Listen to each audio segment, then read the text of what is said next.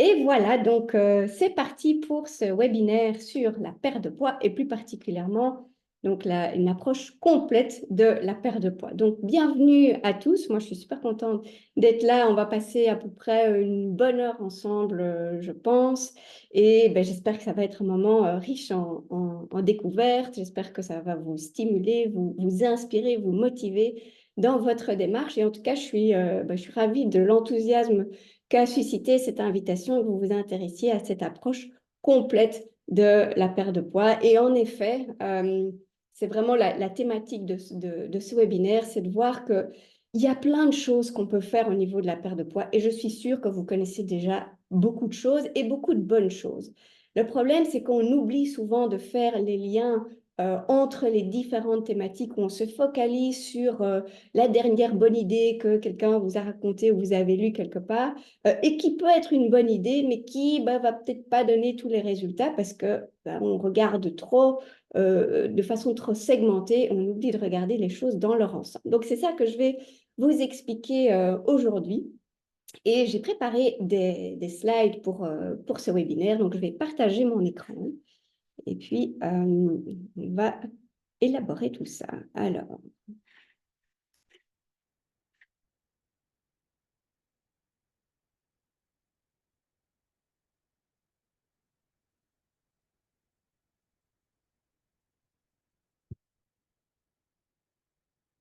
donc là, vous devriez voir mon écran.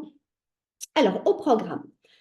Au programme de ce webinaire, ben, c'est de vous parler de cette approche complète. Et mon objectif, c'est de vous donner une vision claire et complète pour perdre du poids. Alors pour moi, une vision claire, ça passe par la compréhension des mécanismes de la perte de poids. Ça passe par la compréhension des besoins de votre corps dans la perte de poids. Donc j'aime bien cette facette explication pour comprendre le pourquoi des choses. Moi, je pense que je pense que c'est quand on comprend les choses qu'on est le mieux à même de prendre les bonnes décisions, de mettre les choses en place. Donc, cette vision claire, elle est basée sur cette compréhension des mécanismes. Et alors, c'est une vision complète, c'est vraiment de voir ici en l'occurrence, les 5 piliers de la perte de poids et de voir comment ça impacte vos résultats et aussi comment ces piliers vont interagir les uns avec les autres. Alors, ce qu'on va voir concrètement, c'est que j'ai choisi ces 5 sphères d'action concrètes qu'on va détailler. Alors, quand je dis j'ai choisi, ce n'est pas moi qui les ai choisis. C'est ce qui ressort des dernières études sur la perte de poids. Et oui, on découvre encore des choses sur le fonctionnement du corps, sur la perte de poids. Et c'est vraiment, enfin, je trouve ça passionnant, tout ce qu'on continue encore à découvrir et on est de plus en plus en mesure de comprendre finement voilà, qu'est-ce qui se passe dans le corps, quels sont les besoins. Alors, le désavantage, c'est que ces études, ça reste toujours un petit peu théorique et moi, j'estime que c'est mon rôle aussi de traduire ça dans la pratique et finalement de vous aider à traduire ça au quotidien. Finalement, on peut connaître des choses, comprendre des choses, mais il faut aussi encore savoir comment est-ce qu'on les applique. Donc, 5 sphères d'action concrètes que je vais vous expliquer. J'aime bien justement aussi ce côté pratique et donc j'ai prévu pour vous un petit exercice qu'on fera ensemble un petit peu plus tard. Et c'est un exercice qui a pour objectif de vous clarifier vos options, de vous montrer où est votre marge de manœuvre, où est-ce que vous pouvez avoir un levier, où est-ce que vous pouvez réellement activer la perte de poids pour que vous ayez des résultats.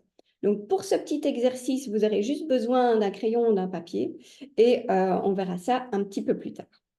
Et puis ça ne s'arrête pas là parce que j'ai prévu aussi pour vous des petites surprises et ça c'est dans le cadre du nouveau programme Perdre du poids façon alimentation joyeuse que je lance. Et donc dans ce cadre-là, je vous en expliquerai, je vous donnerai un petit mot d'explication là-dessus en fin d'exposé et je vous réserve aussi une surprise de ce côté-là.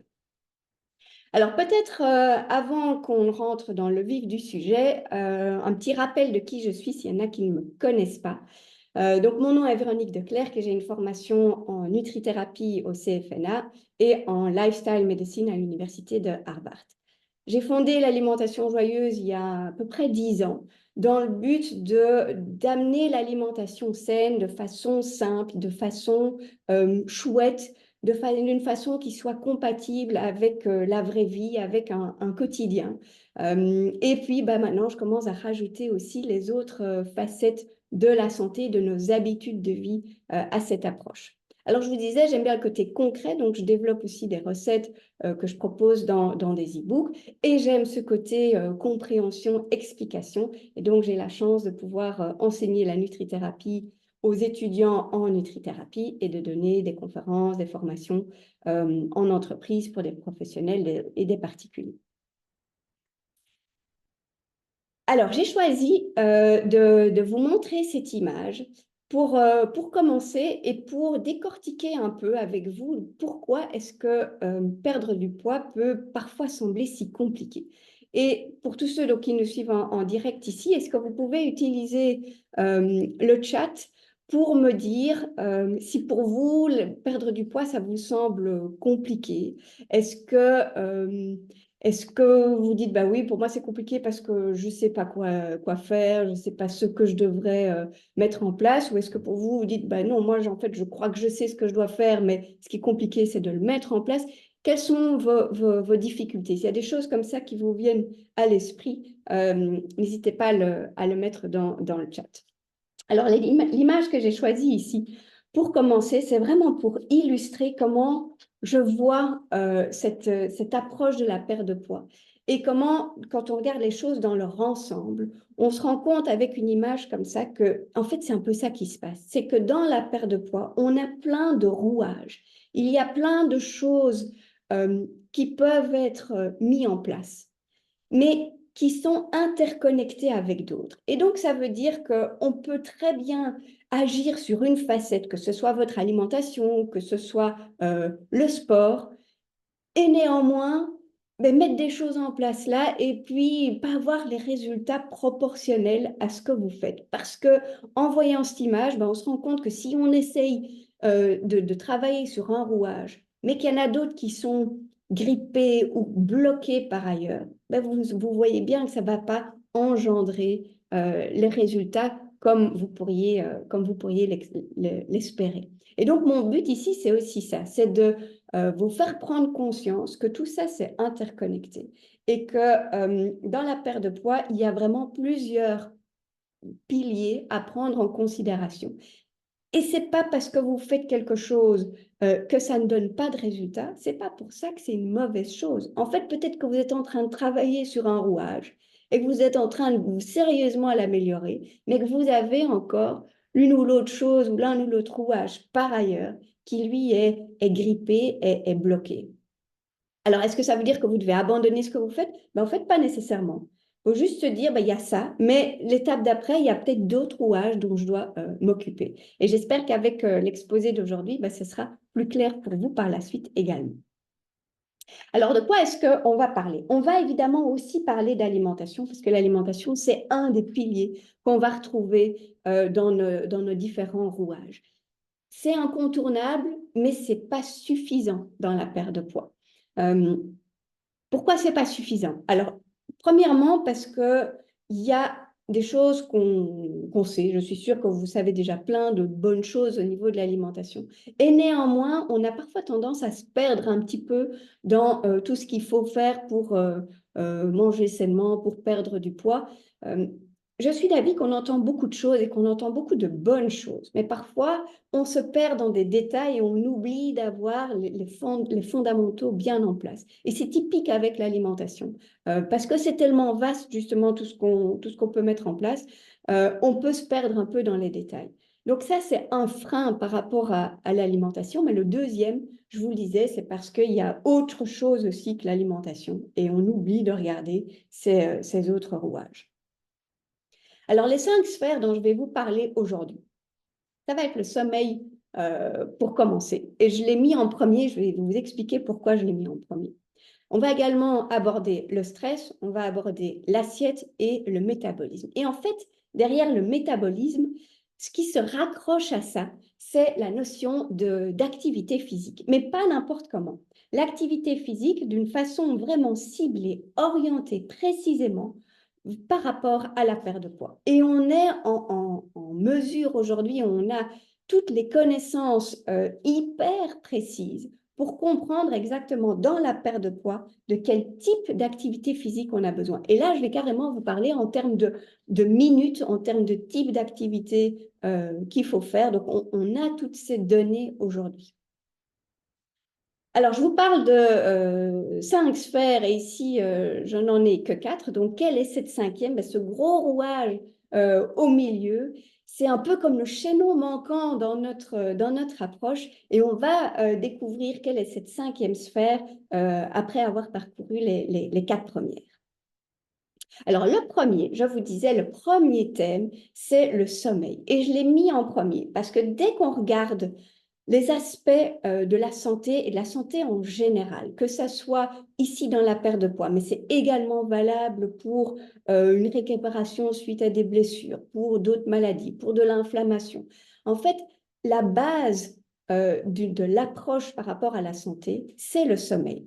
Tout ce que vous allez pouvoir faire d'autre va donner de meilleurs résultats si votre base, si votre sommeil est bon. Si votre sommeil est mauvais, vous risquez de pédaler dans le vide ou de ne pas avoir les résultats que vous pourriez espérer. Parce que ce sommeil, ça vient vraiment comme le premier élément.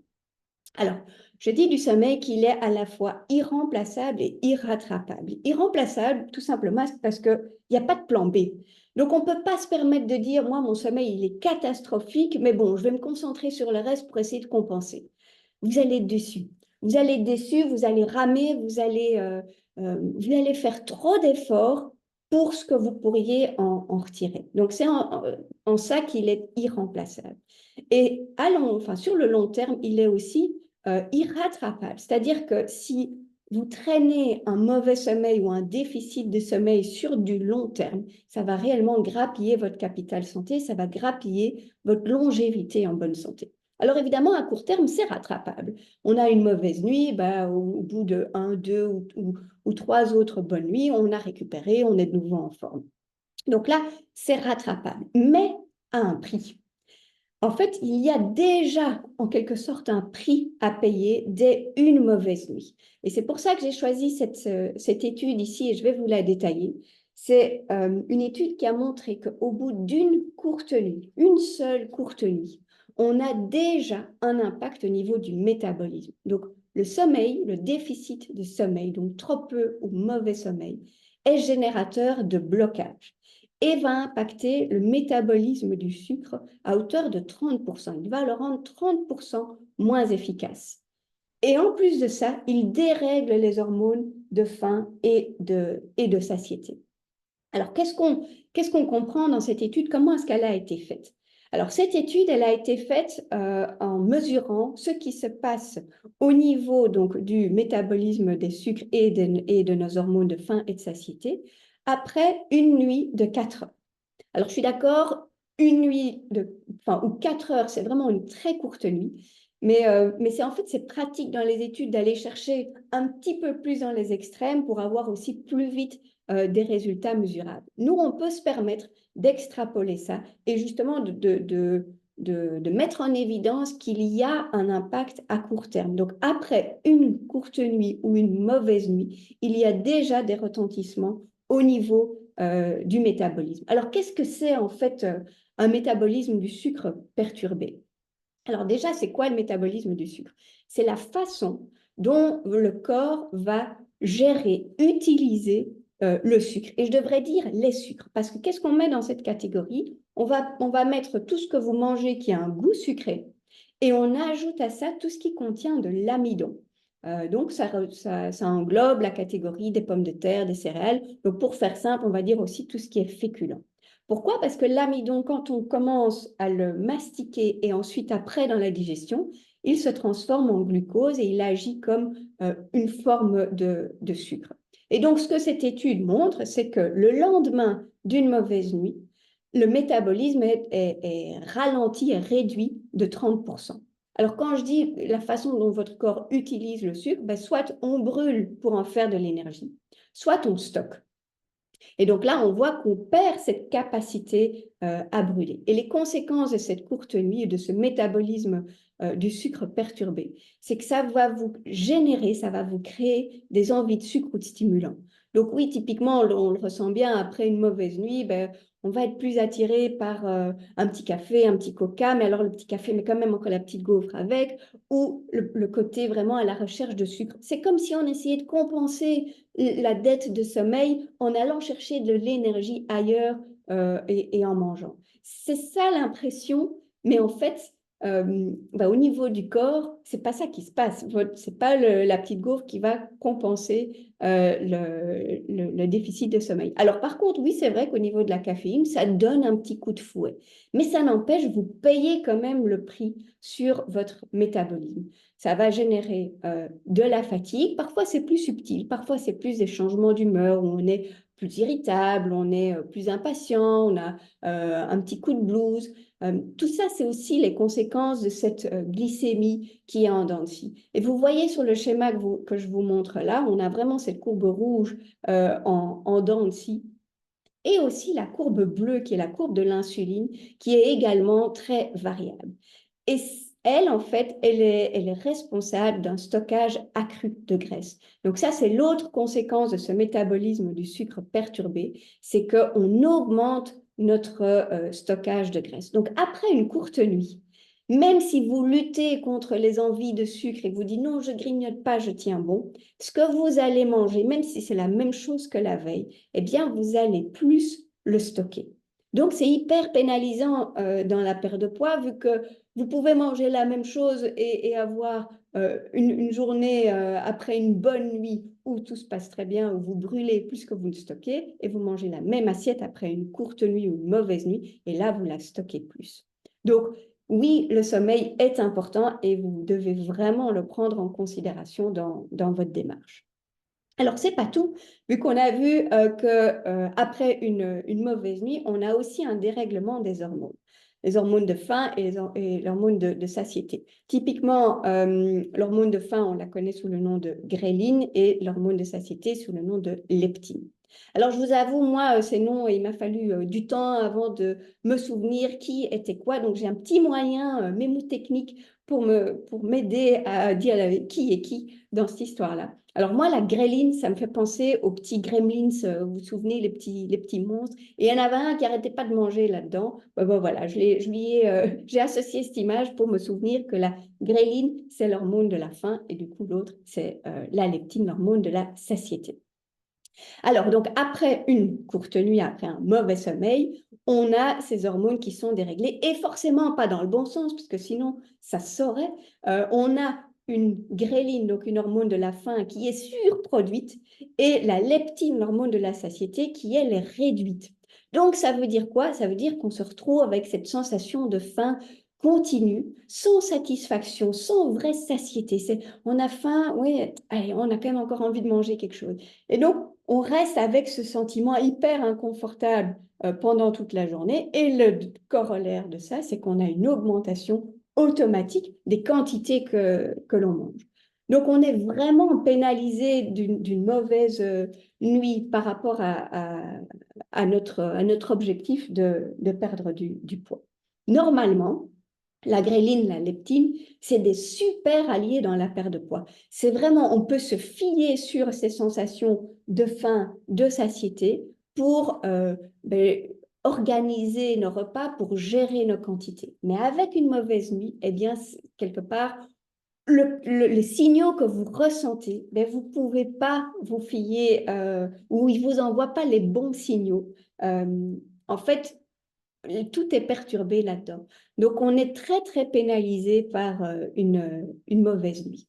Alors, ceux qui nous écoutent ici en direct, est-ce que vous pouvez me mettre dans le chat si vous, votre sommeil, c'est plutôt bon ou plutôt mauvais? Qu'est-ce que vous diriez pour une réponse simple?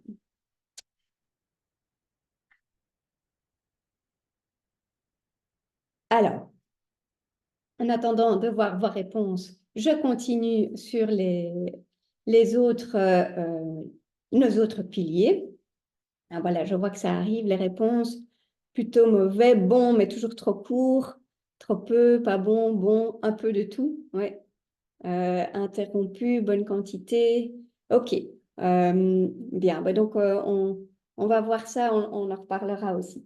Alors, je passe ici au stress et à l'impact du stress de nouveau sur notre perte de poids. Alors, le stress, c'est pas juste une vision de l'esprit, c'est euh, une réaction physiologique. Ça entraîne une cascade d'hormones avec des réactions, des retentissements sur notre métabolisme, sur la façon dont le corps fonctionne.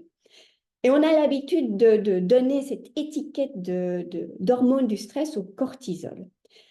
Le cortisol, donc quand on est stressé, on produit plus de cortisol. Eh bien, la conséquence de plus de cortisol, c'est une augmentation d'appétit, c'est plus de stockage de gras et c'est des variations de la glycémie. Donc, on se retrouve avec le cortisol qui augmente notre appétit, qui fait en plus qu'on stocke plus ce qu'on mange, qui nous induit encore ces variations de glycémie. Donc, tout ce que je viens de vous raconter par rapport au sommeil, eh bien, on pourrait faire le même discours ici par rapport au stress et à ses effets du cortisol. Et on a même une diminution de la masse musculaire, voire même un impact sur le capital osseux. Alors, l'impact du stress sur le capital osseux, c'est plus sur du long terme. La diminution de la masse musculaire, c'est peut-être pas au bout d'un jour, comme ce qu'on avait pu voir ici précédemment, mais des périodes de stress, oui, ça va aussi aller grappiller votre masse musculaire. Or, la masse musculaire, on va en reparler parce qu'on en a besoin dans la perte de poids. Elle est la source principal ou le siège principal de nos petites centrales qui brûlent ce qu'on mange. Donc, on ne veut surtout pas perdre notre masse musculaire. Or, le stress, il nous fait déjà grappiller dans cette masse musculaire. Alors, quel est mon message ici? Ben, mon message, c'est le stress, ça fait donc partie de nos rouages. Donc, si vous êtes hyper stressé et que vous dites, ben, moi, pourtant, j'ai fait des efforts, je fais mon sport, je mange bien, et franchement, je trouve que j'ai pas des bons résultats. C'est parce qu'il y a encore ce facteur stress qui vous pénalise. Donc, l'idée ici, c'est vraiment de vous faire prendre conscience qu'il faut s'occuper de son stress. Alors, le stress, j'ai envie de dire, c'est normal. On est tous exposés au stress. Donc, tout comme le stress peut être normal dans la vie, ça doit aussi être normal d'apprendre à le gérer. Et on peut se dire qu'il y a des personnes qui sont plus ou moins stressées. En fait, si on regarde vraiment l'intensité du stress, ce n'est pas nécessairement proportionnel à, j'ai envie de dire, la gravité de la situation. La différence, ou une des différences majeures entre les gens qui sont stressés et les gens qui ne sont pas stressés, c'est pas que les uns ont plus de chance que les autres dans la vie, c'est que les uns ont appris à gérer le stress et les autres beaucoup moins. Donc l'idée ici, c'est vraiment de vous faire prendre conscience que c'est vraiment important de gérer son stress, en particulier ici dans la perte de poids, parce qu'il y a un effet direct sur les résultats que vous pouvez obtenir. Alors, je vous donne quand même quelques pistes aussi ici par rapport à cette gestion du stress. Dans tout ce qu'on peut faire pour gérer son stress, en fait, on va les classer en deux familles. La première famille, c'est tout ce qui va nous aider à réduire le cortisol. Donc, je viens de vous dire, l'hormone du stress, c'est le cortisol, et ce cortisol, il augmente l'appétit, le stockage des graisses, il bousille notre glycémie, etc., etc. Et donc, ce qu'on va rechercher, c'est des activités qui vont rabaisser ce niveau de cortisol. Et abaisser le niveau de cortisol, en fait, c'est se détendre. Donc, il faut aller à la recherche d'activités de détente. Ça paraît facile à dire, mais je sais que parfois, on est... moi, j'ai des retours comme ça, on me dit, ben, en fait, j'arrive pas à me détendre. Est-ce qu'il y en a parmi vous qui ressentent ça en disant, moi, je suis continuellement stressée, même des choses qui pourraient me détendre, en fait, j'arrive pas à lâcher ce stress. Est-ce que c'est votre cas? Si c'est le cas, vous pouvez me le dire dans le chat. Alors, je vous donne encore quelques pistes un peu plus concrètes pour ça. Se détendre et abaisser le cortisol, ça peut, enfin, il n'y a pas de méthode magique pour ça et ça peut être très, très varié. Alors, pour les uns, ça va justement être faire du sport. Pour les autres, ça va être aller se promener. Pour les troisièmes, ça va être prendre un bain. Ça va être caresser leur chat. Ça va être chanter sous la douche. Peu importe, il y a vraiment, on peut avoir de tout. Alors, dites-moi aussi, ça peut peut-être vous inspirer les uns les autres. Qu'est-ce que vous faites pour vous détendre, comme les petits exemples que je viens de dire ici? Est-ce que c'est, je sais pas moi, je me mets à la couture, je fais du dessin, euh, j'appelle une copine. Donc, qu'est-ce que vous faites? Quelles sont des choses pratiques que vous mettez en place? Et ça peut vous inspirer justement pour ceux qui se sentent stressés et qui n'ont pas encore trouvé vraiment quelque chose qui vous détend. Partez en exploration. Ouais, je vois qu'il y a plein de choses qui défilent, super. Partez en exploration et dites oui à tout ce qu'on vous présente. Donc, peut-être qu'il y a votre voisine qui vous a dit, ah ben, je vais faire une balade dans la forêt, tu veux venir avec. Dites oui, même si ça, a priori, ça ne vous tente pas, peut-être que ça va quand même vous faire du bien. Et c'est ça le but ici, c'est d'expérimenter des choses et voir finalement, oui, ça m'a détendu. Et comme ça, vous allez peut-être trouver ce qui peut vous aider. Votre copine vous appelle pour dire, il y a un nouveau cours de yoga, tu n'as pas envie de tester avec moi? Dites oui. Donc, dites oui à ce qu'on vous propose pour essayer vraiment de trouver des activités qui vont vous permettre d'abaisser ce cortisol. Donc ça, cette première façon de gérer son stress, c'est de faire des choses qui vont diminuer le cortisol. La deuxième catégorie de moyens de gérer son stress, c'est de se dire, OK, mais il y a des situations où le stress, il est là et on n'arrive pas à s'en débarrasser.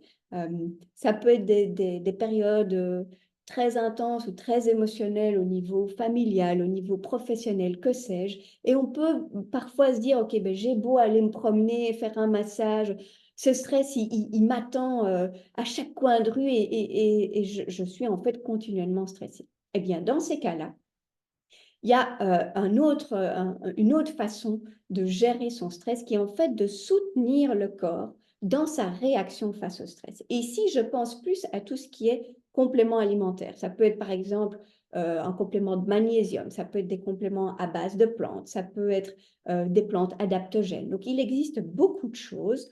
Il faut un petit peu trouver ce qui vous convient. Mais ça a cette fonction-là, ça a cette fonction de soutenir son corps dans une période de stress quand on n'arrive pas à se détendre. C'est la même chose que si je vous demandais, ben, quand il fait froid, qu'est-ce que vous faites? Ben, on met un pull. Ben, c'est pareil. Vous êtes stressé, ben, mettez votre pull anti-stress. Aidez votre corps à encaisser ce stress. Aidez votre corps dans sa réaction face au stress plutôt que de laisser le stress finalement écraser ou nous écraser et retentir de façon encore plus importante sur le fonctionnement. Donc voilà de nouveau pour cet autre rouage hyper important dans la perte de poids et donc tous les impacts directs que ça a sur vos résultats, sur votre métabolisme. Le suivant, c'est donc l'activité physique et je l'avais associé aussi au métabolisme global. Donc, qu'est-ce qu'on entend par le métabolisme global? C'est la façon dont votre corps brûle ou dépense ce que vous mangez. Donc, j'en avais déjà parlé avec le métabolisme du sucre. Le métabolisme en général, c'est la même chose, mais pour tout ce qu'on mange. Donc, c'est comment est-ce qu'on brûle pour en faire de l'énergie, comment est-ce qu'on le dépense. Et si on ne le dépense pas, si on ne le brûle pas, le corollaire, c'est qu'on le stocke. Et on stocke toujours sous forme de gras, parce que c'est vrai que je vous ai parlé là, du métabolisme des sucres, et puis je vous dis ça augmente la graisse. C'est en fait parce que chaque fois qu'on stocke, on va le stocker sous forme de gras. C'est vraiment notre façon de mettre en réserve ce qu'on n'utilise pas tout de suite.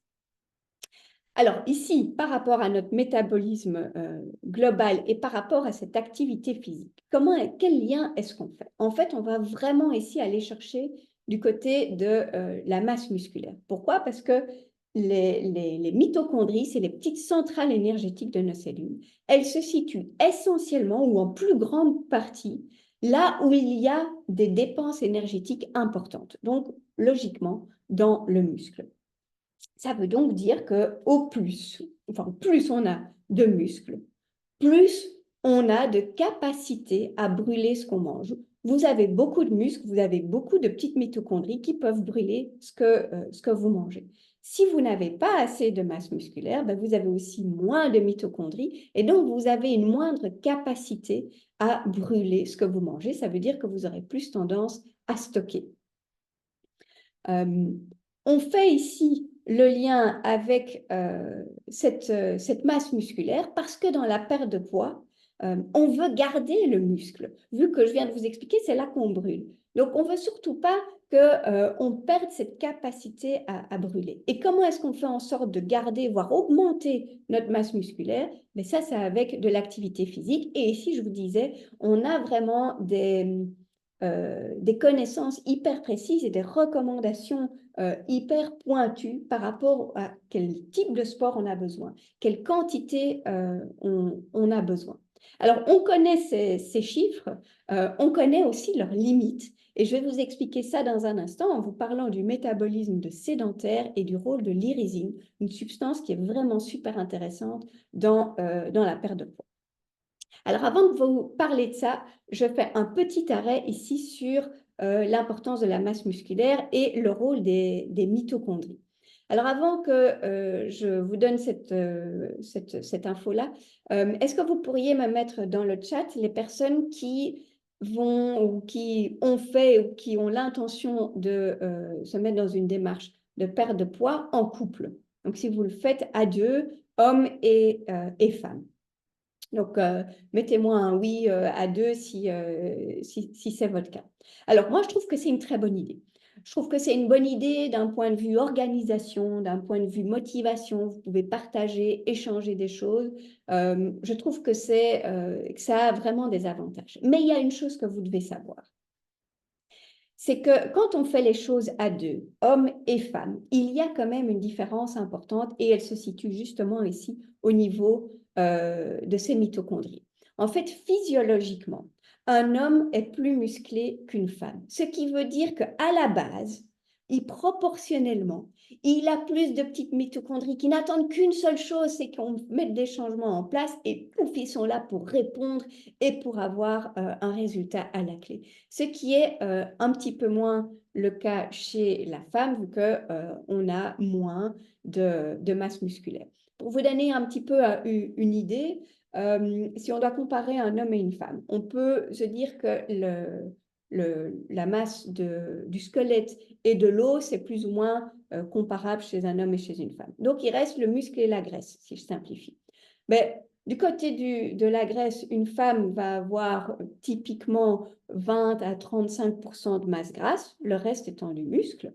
Chez un homme va avoir 10 à 20% de masse grasse et le reste étant du muscle. Donc, vous voyez la différence qu'il y a dans cette physiologie, dans cette composition du corps, ce qui va faire en sorte que quand vous faites les choses à deux, si vous faites la même chose, il y a de grandes chances que monsieur ait plus vite des résultats que madame. Et je pense que ça, c'est important de le savoir. Alors, mon but, c'est ni de rendre madame déprimée, frustrée parce que ça marche mieux chez monsieur, ni de mettre la pression sur monsieur qui dit aïe, aïe, aïe, mais je viens d'entendre ça, j'ai intérêt à avoir des meilleurs résultats que madame. Mais on est différent. On est différent et justement sur ce levier que représente la masse musculaire, il y a un avantage du côté masculin.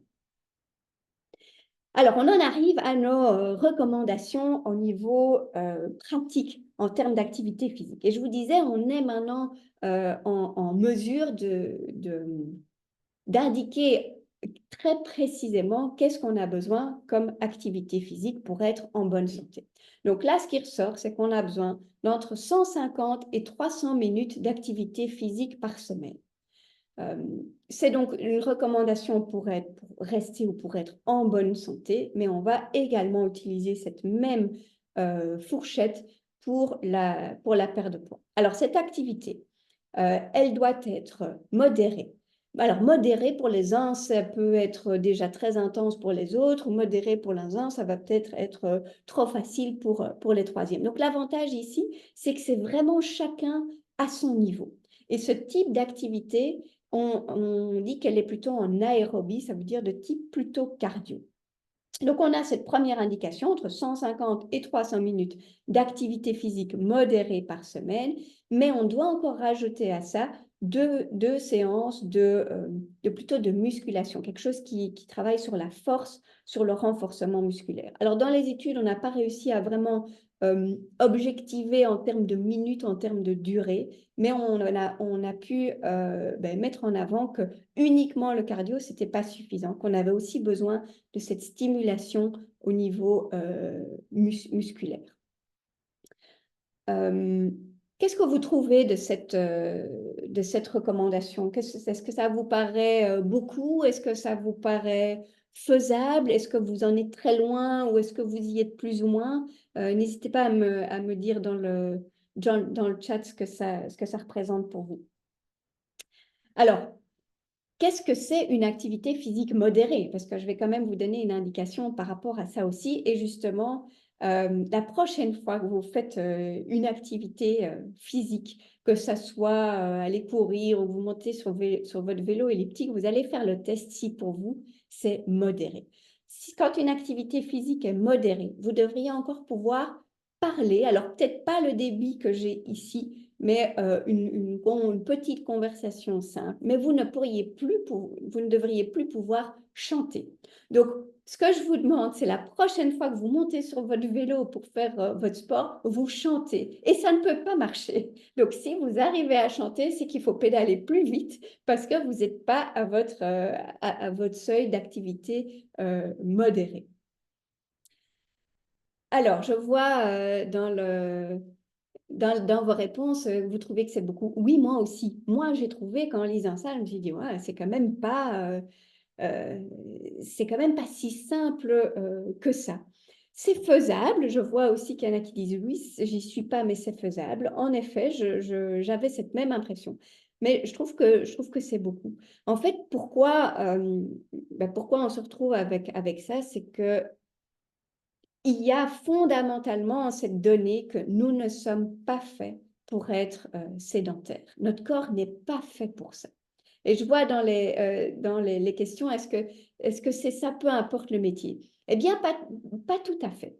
Merci pour la question. Parce que je vous disais, il y a des limites aussi à cette recommandation. Et justement, cette limite, elle concerne ce qui se passe par ailleurs. Parce que vous pourriez avoir votre cours de Zumba le lundi, d'aquagym le mercredi et de CrossFit le vendredi. Et néanmoins, si vous avez ça, on va pouvoir voir des différences dans les résultats. Et certaines personnes qui ne vont pas avoir les résultats qu'on attend avec ce type d'activité physique-là. Ça, c'est parce que c'est des personnes qui ont un métabolisme de sédentaire. Alors, qu'est-ce que c'est un métabolisme de sédentaire?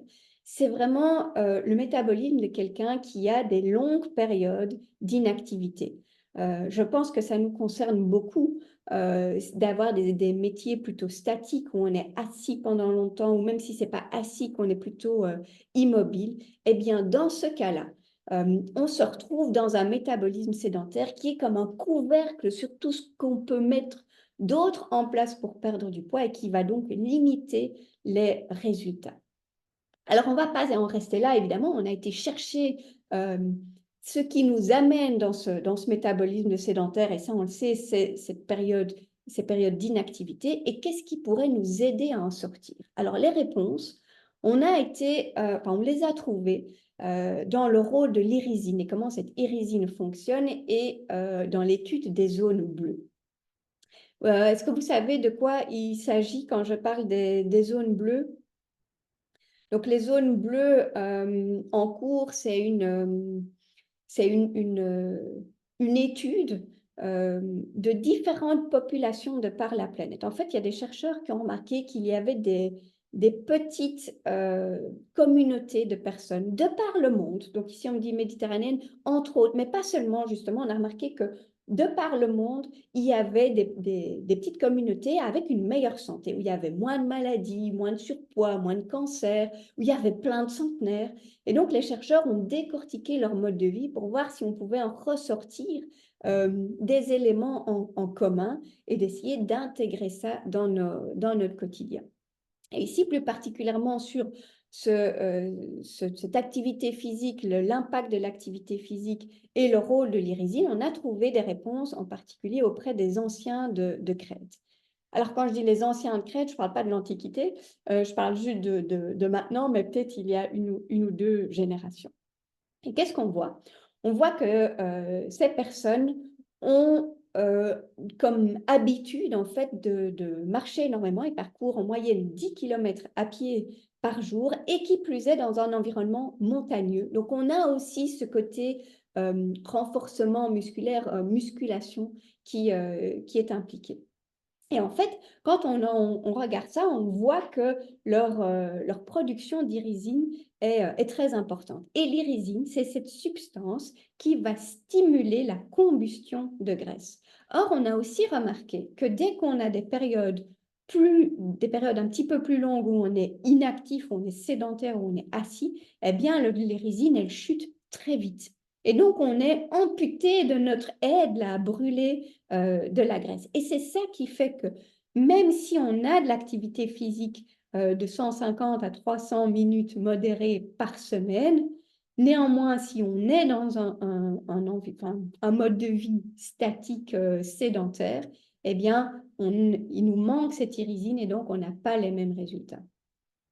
Alors, la question, évidemment, c'est comment est-ce qu'on peut contourner ça? On ne va pas tous aller marcher 10 km dans les montagnes de Crète tous les jours. Alors, on peut partir en vacances, là, je pense que ça peut être magnifique, mais comment est-ce qu'on fait au quotidien? Eh bien, heureusement, là aussi, on a trouvé la réponse et on sait ce qu'on peut mettre en place pour réactiver, restimuler l'irisine et sortir de ce métabolisme de sédentaire. Donc, l'idée ici, c'est vraiment de casser ces périodes d'inactivité, de sortir de ce métabolisme de sédentaire. Et pour ça, il faut qu'on interrompe nos périodes où on est assis, par exemple. Alors, je suis sûre que vous avez tous entendu qu'il vaut mieux prendre les escaliers que l'ascenseur, qu'il vaut mieux se garer un petit peu plus loin pour marcher un petit peu plus. Oui, c'est vrai, mais ce n'est pas assez. Pour l'irisine, ce n'est pas assez. L'irisine, elle a besoin de quelque chose qui stimule quand même un petit peu plus la masse musculaire. Et donc, ce qu'on a trouvé, ce que les études ont pu mettre en avant, c'est qu'on pouvait réactiver l'irisine et notre brûleur de graisse là, en faisant des micro-sessions d'activité physique un petit peu intenses. Alors, voilà, vous ne devez pas aller transpirer pendant 1 heure et demie. Il suffit d'avoir des courtes périodes, mais il faut vraiment qu'on interrompe nos moments où on est assis. Ça peut être avec plein de choses, donc c'est pour ça que je vous montre aussi cette deuxième image. Vous pourriez vous dire, OK, j'essaye de faire 30 répétitions de squat, par exemple, ou 30 fois des jumping jacks, ou 30 pompes debout contre un mur, ou je vais marcher 2 minutes, mais d'un pas intense. Alors, se lever pour aller chercher un café, ça ne marche pas pour l'irisine, OK? C'est bien, ça dégourdit les jambes, mais ce n'est pas suffisant pour l'irisine. On a vraiment besoin de quelque chose qui stimule un petit peu plus la masse musculaire. Alors, ici, c'est un petit peu plus délicat au niveau des recommandations. Et ce qui ressortait pour vraiment activer pleinement l'irisine, c'est qu'on a besoin de cette micro-session qui peut être très courte. Hein, ça peut vous prendre moins d'1 minute, mais on en a besoin. Les études montraient que l'optimum, c'est de faire ça toutes les demi-heures. Alors, toutes les demi-heures, c'est quand même pas évident. Donc, je pense que ce n'est pas envisageable pour tout le monde. Mais je crois que j'ai ma caméra qui s'est éteinte.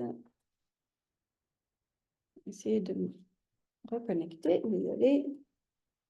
À mon avis, vous m'entendez encore, mais vous ne me voyez pas. De toute façon, c'est mon écran, donc ce n'est pas très grave. Je verrai par la suite. Donc, toutes les demi-heures, un petit peu utopique, ou en tout cas pour certains d'entre nous, je pense que ce serait franchement utopique. Donc, qu'est-ce qu'on a d'autre comme solution? C'est de se dire, en fait, on peut faire ça le plus souvent possible. Ah ben voilà, la caméra est de retour. Le plus souvent possible. Est-ce que pour vous, c'est faisable toutes les demi-heures? Super, faites-le. Est-ce qu'on essaye toutes les heures et demie, toutes les 2 heures, une fois en matinée, 2 fois en après-midi? tout est bon à prendre là-dedans. Voyez vraiment ça comme le petit activateur de cette irésine qui va vous aider à sortir de ce métabolisme de sédentaire. Qu'est-ce que vous pensez de cette nouvelle ici avec la quantité d'activité physique et ce côté casser la sédentarité?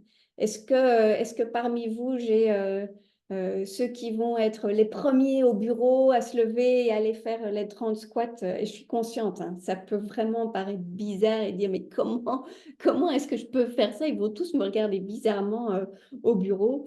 Je suis tout à fait, oui, je comprends tout à fait, c'est vraiment pas évident. Et en même temps, euh, la, la donnée, c'est qu'on n'est pas fait pour être sédentaire. Et tout le monde aurait un bénéfice à se lever et aller faire ses squats ou monter ses genoux, enfin bref, avoir une petite stimulation musculaire. Donc, je vous encourage à être les premiers courageux au bureau, à inspirer vos collègues pour sortir de ce métabolisme de sédentaire. Alors, ça donne espoir, oui, c'est bien. Ouais, plus compliqué pour d'autres, face à des patients, entre chaque patient. Moi, c'est ce que je fais. Enfin, pas entre chaque patient, j'avoue, mais j'essaye de temps en temps entre des patients. Pendant combien de temps? Il n'y a pas de définition. Ça peut être 30 secondes, ça peut être 2 minutes, mais il faut quelque chose qui soit quand même un peu intense. Il faut que vous sentiez qu'il y ait une vraie stimulation musculaire. Donc, c'est pour ça que je disais, juste aller chercher le café, c'est pas suffisant. Bon, à tester, oui, en effet, à tester. Bon, notre prochain rouage, ben, c'est l'assiette. J'allais quand même vous parler un petit peu d'alimentation. Alors, il y a plein de choses qu'on pourrait dire au sujet de l'alimentation et je détaille ce volet-là à fond aussi dans le programme Perdre du poids façon alimentation joyeuse dont je vous parlerai à la fin. Ici, pour ce webinaire, j'ai choisi de vous parler de 3 ou 4 principes pour que vous soyez sûr d'être dans le bon par rapport à votre perte de poids. Et vous allez voir que même s'il s'agit d'acides, on ne va pas parler que des aliments. Alors, première chose, oui, là, on parle vraiment d'alimentation. Le but, c'est qu'on soit un maximum dans l'alimentation non transformée. Donc, l'alimentation brute, c'est des aliments qui ne contiennent pas d'ingrédients, ils sont à eux seuls les ingrédients. Qu'est-ce qu'on recherche avec ça? En fait, sur votre semaine, si vous deviez mettre sur une table tout ce que vous mangez en une semaine, il faudrait qu'il y ait 80% d'aliments bruts. Alors, ce n'est pas évident de le faire à l'échelle d'une semaine, mais essayez déjà lors de vos prochaines courses, avant de tout ranger. Vous déballez vos courses, vous étalez tout sur la table et vous faites 2 groupes. Un groupe alimentation brute ou aliments bruts et un groupe aliments transformés. Déjà, pour vous donner une idée de quelle est votre proportion dans vos habitudes. Donc ça, c'est la première chose. Deuxième élément dans notre approche dans l'alimentation, et là justement, ça ne concerne pas des aliments, c'est les conditions des repas. Les conditions des repas, elles sont super importantes, je veux dire en général, mais en particulier dans la perte de poids. Il faudrait qu'on puisse manger en conscience à chacun de nos repas. Qu'est-ce que ça veut dire? Ça veut dire qu'on est assis, qu'il n'y a pas de distraction, qu'on respire, qu'on savoure ce qu'on mange, qu'on mastique super bien et qu'on s'arrête quand on n'a plus faim. Alors, manger en pleine conscience, de nouveau, qu'est-ce qu'il y a moyen de rendre ça aussi réaliste avec le quotidien? Parce que si vous arrivez à le faire pendant tout un repas, chacun de vos repas, c'est génial, faites-le. Si vous dites, oui, mais moi, soit j'ai des collègues, je suis au bureau, j'ai les enfants, là, manger en pleine conscience, c'est complètement utopique pour moi. Alors, si c'est le cas, prenez mon raccourci.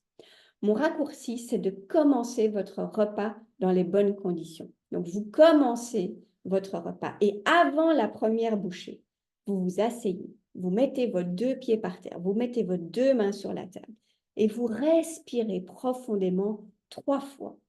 Ça va vous permettre en fait de déjà apaiser les choses, de vraiment vous préparer à manger. Et même si on n'est pas en pleine conscience pour toute la suite, vous avez déjà gagné avec ce petit exercice avant de commencer votre première bouchée. En fait, vous en avez gagné 10. Qu'est-ce que j'entends par là? Si à l'inverse, vous êtes dans le rush, vous dites, bah voilà, hop, je mange, je suis encore en train de checker mes mails, je suis toujours pressée, donc juste je mange vite parce que voilà, c'est ma façon de fonctionner, c'est un peu par automatisme. Eh bien, il vous faut pas loin de 10 bouchées pour que votre cerveau commence à enregistrer que vous êtes en train de manger. Donc, tout ce qui est sentiment à la fois de satiété, de satisfaction, eh bien, vous avez perdu 10 bouchées avec ça. Elles ne compteront pas dans votre satiété, dans votre satisfaction, mais par contre, vous les avez mangées. Donc, les calories, là, vous les avez. Et donc, de nouveau, quand on est dans essayer d'aller optimiser tout ça, ben, le fait de commencer d'abord par respirer, de faire une mini pause, et ça va vous prendre même pas 30 secondes, hein, ce que je viens de vous expliquer, eh bien, vous avez gagné 10 bouchées avec ça. Autre pilier de l'alimentation dans la perte de poids, c'est les bonnes proportions. Alors, je sais, je vous parle toujours des proportions. Si vous me suivez, je suis sûre que vous avez déjà entendu. Mais c'est vrai que je mets les proportions, même encore avant le choix de certains aliments. Donc, si vous respectez les aliments non transformés, les bonnes conditions de repas et les bonnes proportions, vous êtes déjà franchement très bien parti en termes d'alimentation. Et les bonnes proportions, c'est schématisé ici sur ce petit schéma illustré par la photo. C'est qu'on a besoin de la moitié de l'assiette, la plus grande portion dans votre assiette, ça doit être les légumes. Ou fruits et légumes, on met les deux dans la même catégorie, mais surtout les légumes.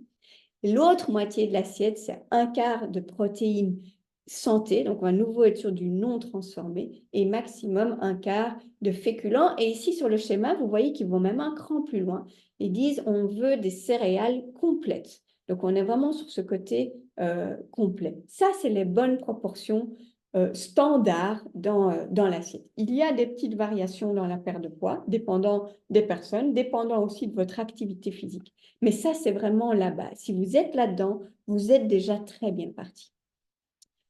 Le quatrième point dont je voulais vous parler, c'est le fait de suivre aussi le rythme du corps. On a vraiment des besoins qui vont être différents en fonction du moment de la journée.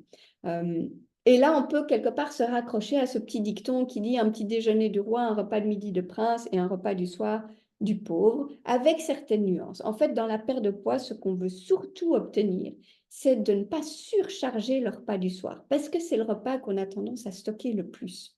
Alors ici, je n'ai pas le temps d'aller en détail là-dessus et de vous expliquer comment on y arrive, mais tout ça aussi, c'est expliqué dans le programme, et mon but, c'est vraiment de vous aider à arriver à alléger facilement votre repas du soir. Et je sais, hein, on me dit, oui, mais le repas du soir, c'est le repas où j'ai enfin le temps, où je peux cuisiner, où on prend en famille, où je me pose. Oui, je suis tout à fait d'accord, mais ce n'est pas nécessairement une question de quantité. Et on peut vraiment arriver à ne plus tout miser sur ce repas du soir et plutôt mieux construire les autres repas de la journée. Et je nuance le petit dicton que je viens de citer en exemple parce que il y a aussi une place pour le côté jeûne intermittent où on pourrait sauter le petit déjeuner. Le repas du midi est vraiment un repas pilier. Le petit déjeuner, vous pouvez éventuellement le sauter à certaines conditions. Mais si vous prenez un petit déjeuner, c'est un repas qui doit être bien composé. Donc voilà pour le côté suivre le rythme du corps. Alors, on a vu les 4 premières sphères d'action ici, je les rappelle. Donc, on a le sommeil, le stress, le métabolisme et l'assiette. Alors, avant qu'on découvre la 5e, ça va être le moment de notre petit exercice pratique. Donc, si vous avez sous la main votre crayon, votre feuille de papier, c'est super. Sinon, n'hésitez pas à vite aller le chercher. Je vais vous expliquer ce qu'on va faire pour le petit exercice. Donc, vous prenez une feuille de papier et vous tracez sur cette feuille de papier ce que vous voyez ici à l'écran. Donc, on va mettre 2 axes qui se croisent avec sommeil, alimentation, activité physique et stress. Et stress, en fait, j'aurais dû mettre gestion du stress, pas juste stress. Vous les numérotez de 0 à 10 et dans un premier temps, vous reliez tous les 10, en fait, pour voir quel est le carré maximum. Ensuite, ce que vous allez faire, c'est que pour chacun des axes, pour chacun des thèmes, vous allez vous donner une cote sur 10. Donc, si vous dites, dans l'exemple ici, j'ai dit, OK, l'activité physique, je suis au top ou presque, je me mets un 9 ou un 10. Mon alimentation est quand même déjà franchement bien, encore des choses que je pourrais améliorer. Je vais mettre par exemple un 8. Ma gestion du stress, plutôt bonne. Donc ici, ce n'est pas la quantité de stress, c'est la gestion du stress. Donc ici, j'estime qu'il y a du stress, mais je le gère assez bien. J'ai mis un 8 aussi, un 7 ou un 8. Et mon sommeil, bon, pas toujours extraordinaire, j'ai mis un 6. Et puis, je relis. Et ça va vous montrer justement quelle est votre situation d'aujourd'hui. Je vous montre d'autres exemples ici. Et vraiment, vous allez voir que vous pouvez avoir des formes de carrés, enfin des formes différentes. Soit on peut avoir, euh, comme dans le deuxième exemple, un des facteurs qui est vraiment effondré. Vous pouvez avoir des choses qui sont plus ou moins équilibrées et vous voyez qu'en fait, vous avez un petit peu de marge de manœuvre sur chacun des piliers. Ou dans l'autre exemple, celui en rouge, en fait, ça vous montre aussi que si votre alimentation, elle est à 8 sur 10 et que votre sommeil, il est à 3 sur 10, ben, arrêtez de vous acharner sur l'alimentation. Vous avez beaucoup plus à gagner à vous occuper de votre sommeil. Donc, cet exercice, il sert à ça. Il sert à vous montrer de façon visuelle où est votre marge de manœuvre, où sont les points qui vont encore qui vont vous permettre d'activer votre perte de poids ou au contraire de vous montrer que vous avez peut-être un blocage quelque part. Ça va pour faire l'exercice? Est-ce que vous pouvez me dire dans le chat ce qu'il en ressort pour vous?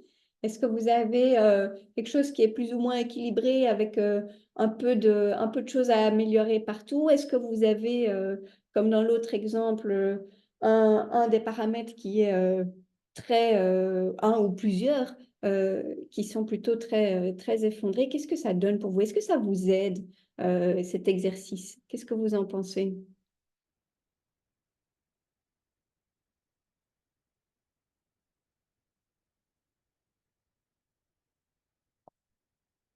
Équilibré, un peu moins sur le sommeil, plutôt comme dans le rouge, très effondré du côté activité physique. Activité physique beaucoup plus basse que les trois autres. OK. Super exercice, très visuel, ouais. Gestion du stress qui a effondré. Vous voyez comme ça montre aussi où vous devez mettre vos priorités. Parce que si vous avez déjà mis plein de choses en place du côté de l'alimentation et que vous avez acharné à essayer d'encore faire plus, ou le sport, par exemple, vous avez dit, mais je fais plein de sport et franchement, pour tout ce que je fais, je trouve que je n'ai pas les résultats que je voudrais. C'est peut-être parce que vous avez d'autres paramètres qui sont effondrés. Alors, cet exercice, je l'appelle le radar. Moi, mon avis, c'est que vous êtes la meilleure personne, la mieux placée pour connaître vos besoins. Mais par contre, il faut regarder au bon endroit. Et ce type d'exercice peut vous aider justement à les déceler où sont vos leviers, où est votre marge, où est-ce que vous devez dépenser de l'énergie, où est-ce que vous devez faire de l'effort pour engranger des résultats. Donc voilà pour ce petit exercice. Bon, alors il nous reste encore toujours notre cinquième pilier. Donc c'est quoi ce truc au milieu?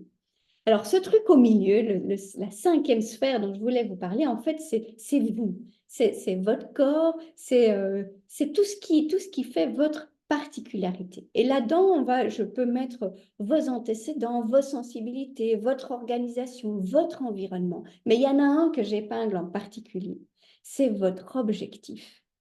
Pourquoi est-ce que vous voulez perdre du poids? Est-ce que vous pouvez me mettre dans le chat, pourquoi vous voulez perdre du poids? Qu'est-ce que vous recherchez exactement?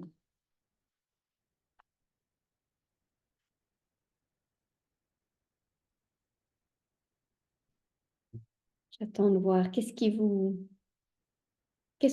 Enfin, c'est quoi votre objectif? Améliorer ma silhouette, oui.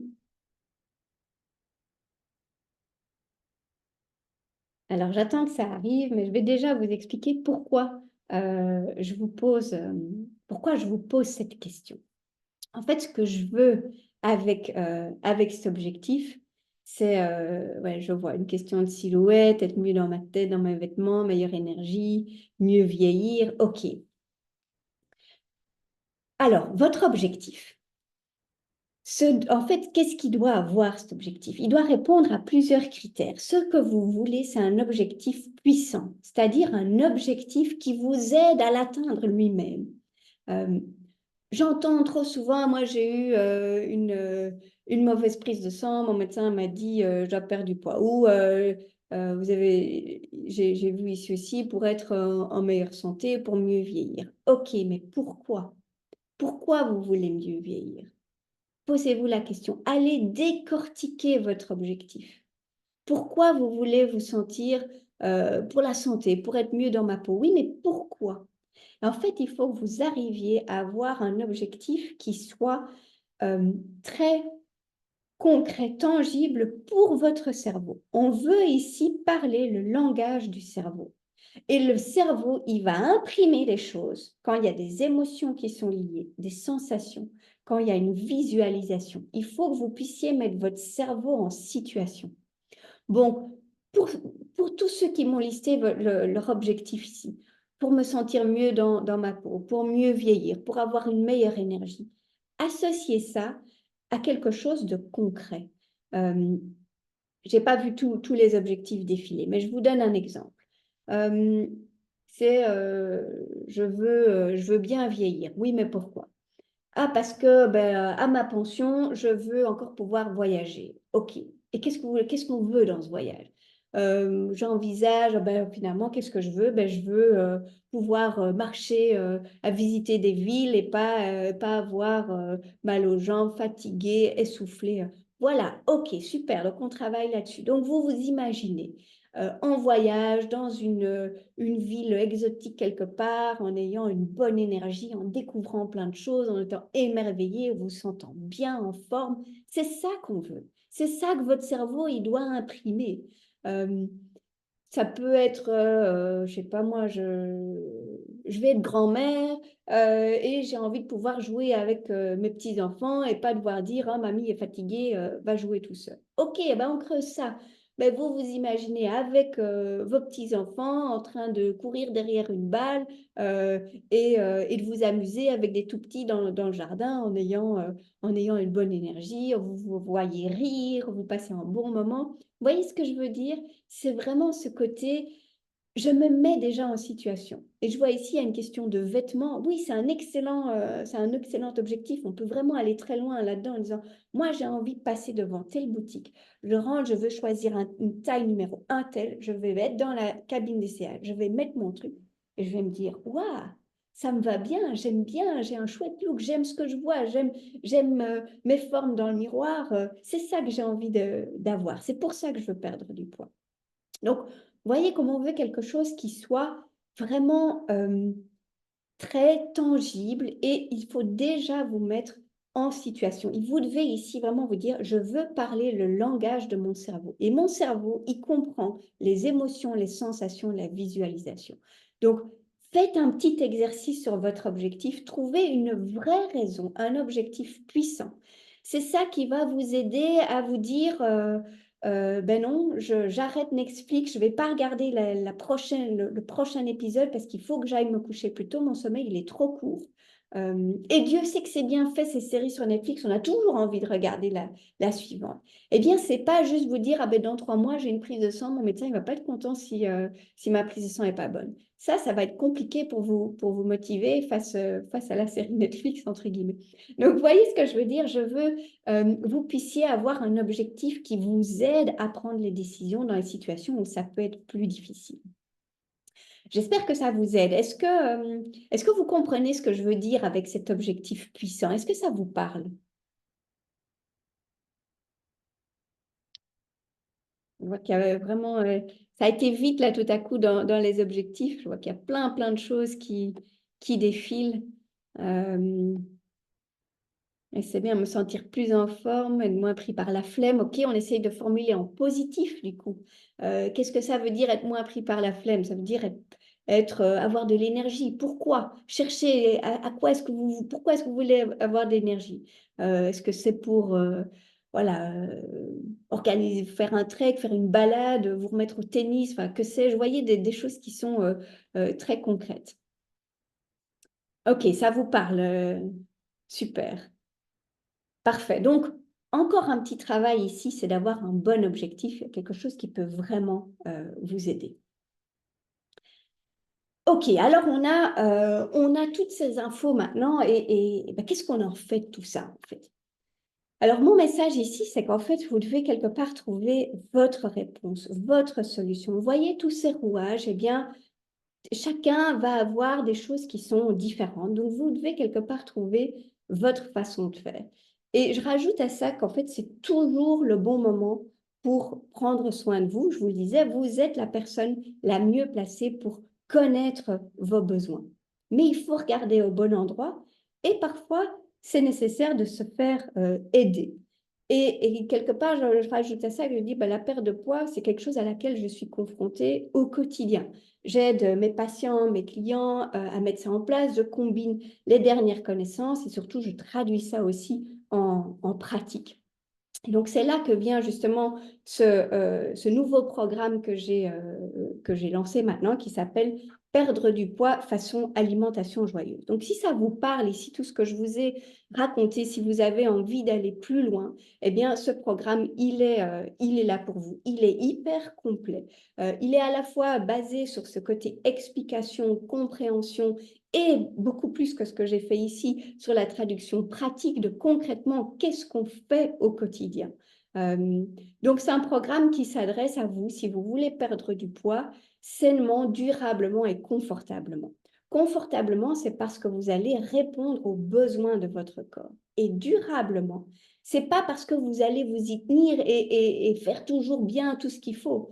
Durablement, c'est parce que avec tout ce que je vous aurai expliqué, avec les outils que je vous aurai donnés, vous pourrez aussi cerner que quand vous avez des besoins qui changent, un environnement qui évolue, un corps qui évolue, eh bien, vous allez peut-être devoir adapter votre façon de faire. C'est ça le secret d'avoir des résultats durables. C'est pas de continuer et de tenir bon tout le temps, tout le temps, tout le temps. C'est aussi d'évoluer avec les besoins qui changent, avec votre environnement, avec votre situation qui change. Alors, ce programme, c'est aussi pour vous si vous avez besoin de structurer votre approche. Euh, si vous voulez faire des changements sur une base solide, si vous voulez bénéficier de ces explications et toutes ces mesures concrètes sur toutes les sphères de la perte de poids. Si vous voulez comprendre les besoins de votre corps, vous faire du bien et toujours être dans une approche positive et stimulante. Alors, qu'est-ce que c'est concrètement?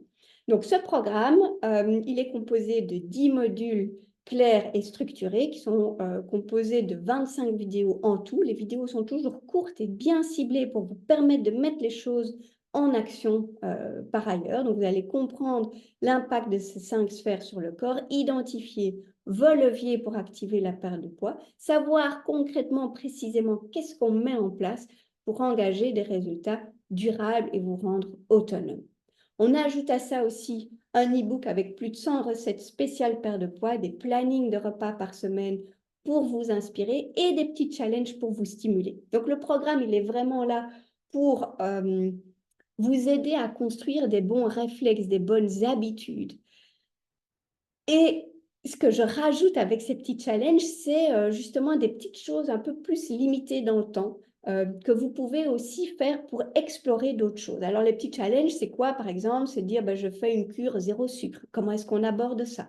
Ou je fais une cure zéro alcool. Ou je fais une cure de sport plus intensive. Enfin, ou je me mets au jeûne intermittent et j'essaye de mettre ça en place. Donc, c'est toutes des petites choses comme ça que vous n'êtes pas obligé de faire, mais qui peuvent aider justement à mettre un peu d'exploration dans votre démarche de perte de poids. Donc, tout ça, c'est à votre disposition dans ce programme.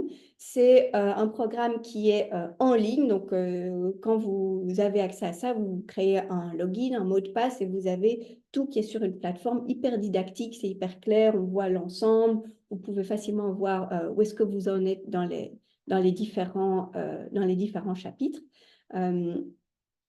Il y a plein de thématiques. Alors, je vous dis, c'est un programme complet, donc il y a vraiment beaucoup de choses qu'on aborde là-dedans. J'ai juste cité quelques exemples ici. On va à fond sur le côté alimentaire. Donc, par exemple, qu'est-ce qu'il faut savoir au sujet du petit déjeuner? Est-ce que le jeûne intermittent, ça peut être intéressant et de quelle façon est-ce qu'on le fait? Comprendre comment est-ce qu'on peut activer ce levier avec le repas du soir. le stress, le grignotage, qu'est-ce que ça dit en fait, c'est quoi le message et c'est quoi les solutions par ailleurs, comment aborder l'activité physique, et je vous donne des exemples, comment on gère les sorties, les invitations, les restaurants, les craquages, comment est-ce qu'on mesure les progrès de la bonne façon, comment est-ce qu'on gère les quantités, qu'est-ce qu'on fait par rapport à son sommeil. Donc voilà, quelques exemples ici pour vous montrer qu'on aborde beaucoup de choses et toujours de ce point de vue compréhension et concret, qu'est-ce qu'on met en place.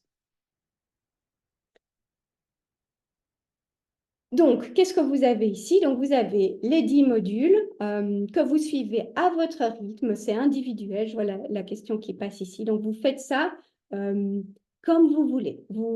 C'est votre rythme, c'est vous qui choisissez. Vous avez accès à ce programme aussi longtemps que vous voulez, autant de fois que vous voulez. Donc, il est pour vous. Il est pour vous. Vous avez tout à disposition. Donc, les modules, les 25 vidéos, ça représente à peu près 7 heures de conseils et de mesures pratiques, plus l'e-book avec les recettes et toujours aussi cette possibilité de poser vos questions. Donc, vous êtes en autonomie par rapport au programme, mais je reste à disposition et j'adore quand vous me posez des questions, je réponds à tout. Donc, n'hésitez pas s'il y a des choses voilà, des besoins de clarifier ou des questions qui vous viennent à l'esprit, vous avez mon contact, vous me posez la question et je vous réponds de toute façon. Alors, si je devais comptabiliser tout ça, on serait à une valeur de plus de 600 euros. Maintenant, ce n'est pas ça que je demande. Je veux rendre ce programme plus accessible. Je l'ai indiqué à 299 euros.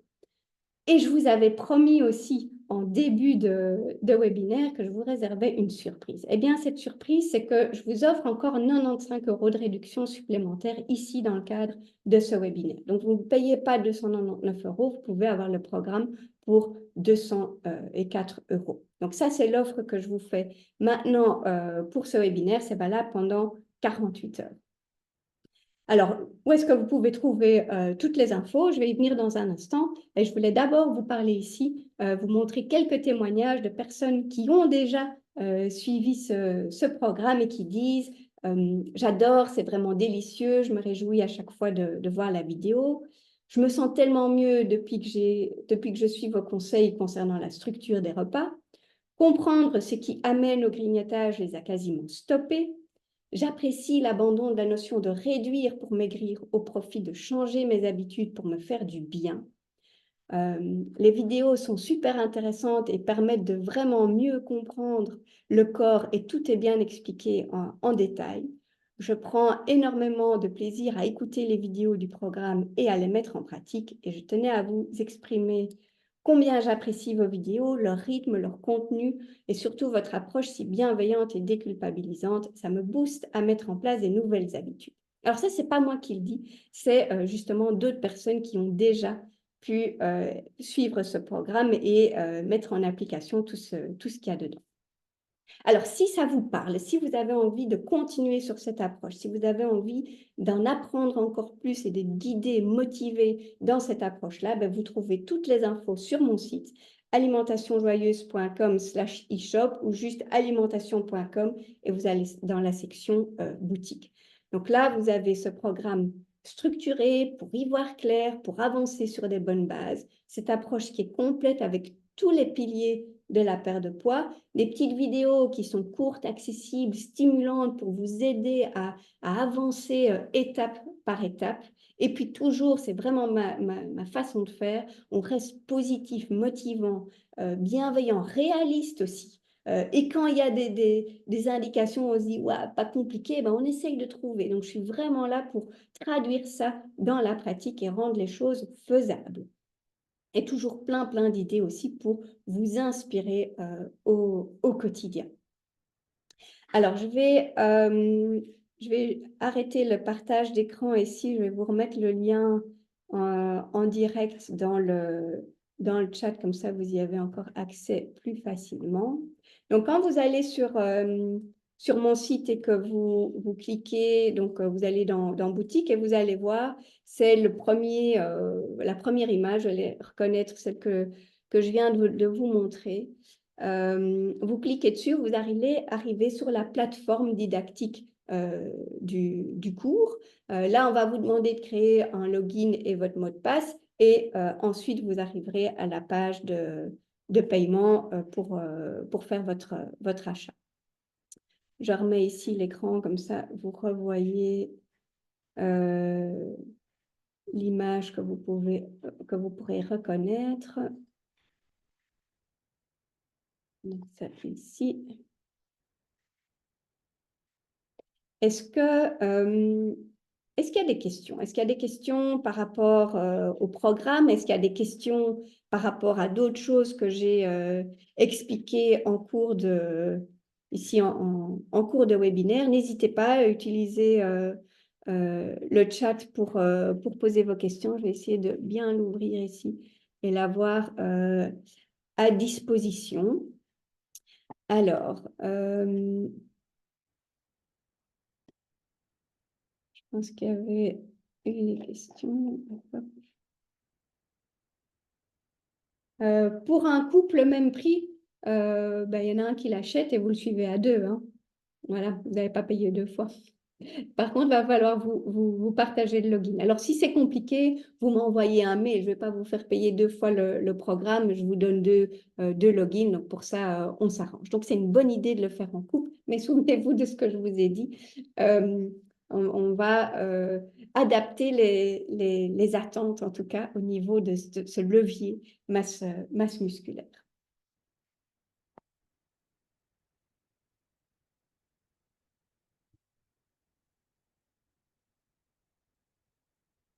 Alors oui, c'est vrai, j'avais vu votre question tout au début. Qu'est-ce qu'il en est pour le côlon irritable? Alors, quand on est sur des soucis au niveau digestion et qu'on est amené à devoir supprimer des aliments, et je pense surtout à supprimer des aliments sains, ça peut arriver dans les soucis de digestion. J'ai envie de dire, en fait, on peut reporter l'approche ici dans le sens où il faut d'abord s'occuper de cette question de digestion pour améliorer les choses et vous permettre de consommer, peut-être pas tout, mais quand même en grande partie. Et c'est souvent le piège dans la digestion, c'est qu'on commence à supprimer des aliments. On dit oui, mais ça je supporte pas donc je mange pas, ça je supporte pas donc je mange pas. Et en fait, on réduit fortement les aliments sains qu'on peut consommer. C'est une erreur de se limiter à ça. Alors oui, à court terme, on est parfois amené à supprimer des choses, mais on supprime des choses le temps de réparer, de s'occuper du problème. Donc si c'est votre cas, il faut d'abord que vous passiez en consultation pour qu'on voit ensemble le côté digestion, côlon irritable, s'il y a d'autres problèmes liés aux digestion, transit, etc. Il y a toujours une solution. C'est parfois un petit peu plus long, mais il ne faut pas s'arrêter au fait de je supprime les aliments que je ne tolère pas, surtout si c'est beaucoup de bons aliments. Votre problème, il ne va pas s'arranger tout seul, simplement en éliminant ces aliments.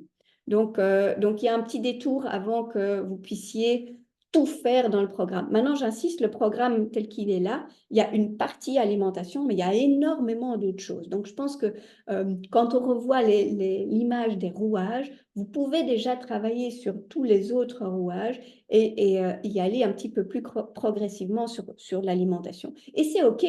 De toute façon, vous n'allez jamais tout aborder en même temps. C'est trop, vous ne pouvez pas vous battre sur tous les plans.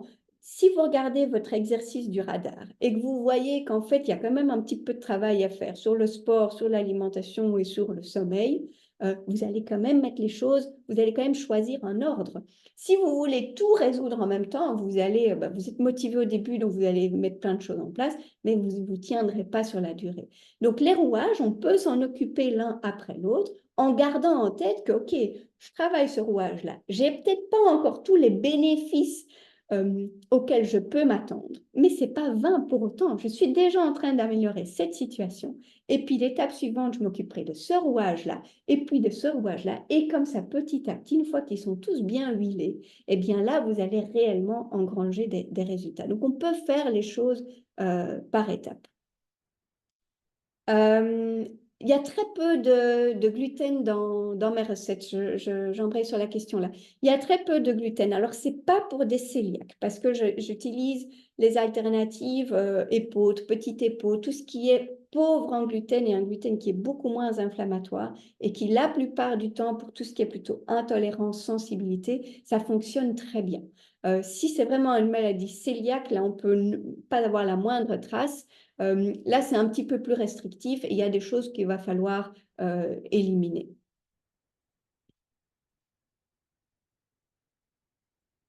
Alors, est-ce que ça peut convenir à un rythme de vie intense avec des enfants en bas âge?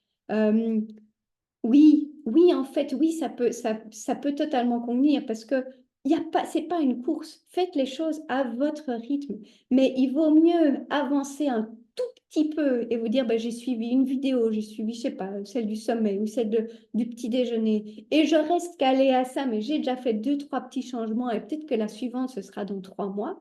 Ben, vous êtes quand même en train d'avancer. Simplement se dire, ben, en fait, j'ai pas le temps, je ferai ça quand mes enfants seront grands. Ben, voilà, pour moi, c'est pas la meilleure approche. C'est pas une course. Et c'est pour ça aussi que je laisse ce programme accessible pendant tout le temps.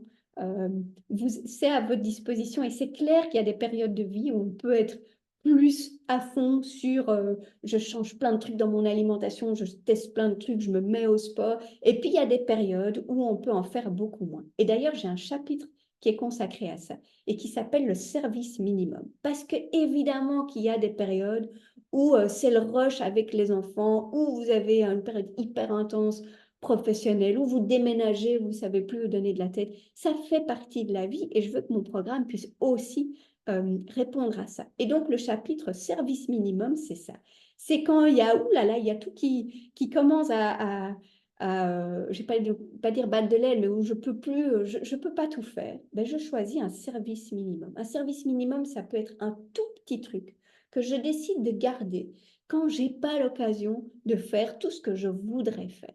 Donc là aussi, je vous aide et je vous motive à garder des petites choses réalistes. Et je ne suis pas là pour vous mettre la pression. Ce n'est pas un programme qui vous met la pression. Je vous garantis ça. J'aime bien vous donner les infos, mais ce n'est pas une course. Est-ce que les horaires de sommeil sont importants même si on dort 8 heures? Un petit peu, oui. On remarque quand même que d'un point de vue régénération, donc tout ce qui est entretien des organes, entretien du corps, donc toutes les fonctions de maintenance, en fait, elles sont plus présentes dans les premières phases, dans les premiers cycles du sommeil. Et si vous êtes très décalé, donc si vous allez vous coucher au-delà de minuit, ces premières phases ne sont pas composées de la même façon. Donc, je ne vais pas rentrer dans le détail ici. Vous avez peut-être vos 8 heures de sommeil, mais si vous êtes très décalé, si vous vous couchez vraiment tard, c'est systématiquement au-delà de minuit, vous avez en fait une nuit qui est quand même un peu moins réparatrice. Donc, il y a quand même un petit facteur.